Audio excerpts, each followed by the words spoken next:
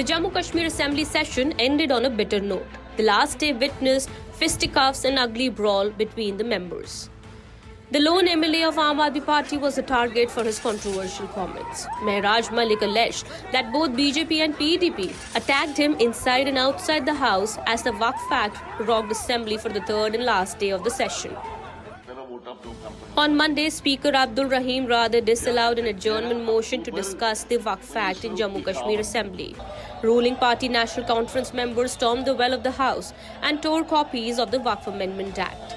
Similar scenes were witnessed over the last 3 days before the House was adjourned indefinitely. The Speaker invoked the rules saying no adjournment motion could be allowed as the Waqf Act is sub judice. The opposition has now blamed the ruling National Conference, accusing them of a fixed match. जो वहां से minister आए थे करण रिजिजू, उनका इस्तेकबाल करके उन्होंने पूरे मुल्क के मुसलमानों को ये पैगाम दिया कि जो आपके साथ इस वक्त पार्लियामेंट के अंदर हुआ, जो वक्फ में अमेंडमेंट लाया गया, उसके साथ यहाँ की सरकार है, उसके खिलाफ नहीं है. They have sabotaged any sort of comment that could have come, any sort of censure, any sort of rejection, negation from the people of J&K. They have effectively sabotaged it.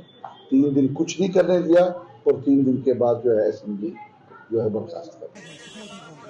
Omar Abdullah hit back at his detractors, reminding the PDP for its alliance with the BJP, which he believes was the reason for disempowerment of Kashmir.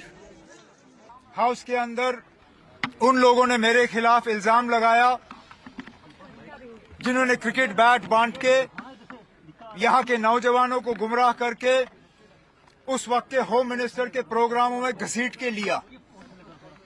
आज हमारी अगर ये हालत है तो ये उन लोगों की बदौलत जो मेरे खिलाफ उंगली उठाने की बात कर रहे हैं. The Waqf Act and the politics around it has deeply divided politics in Jammu Kashmir. As the opposition blames ruling National Conference for endorsing BJP agenda in Kashmir for not allowing a discussion in the Assembly, the NC says they will not fight it outside Assembly and file a petition before Supreme Court against the Waqf Act. With Bureau Report, Nazir Masoodi for NDTV.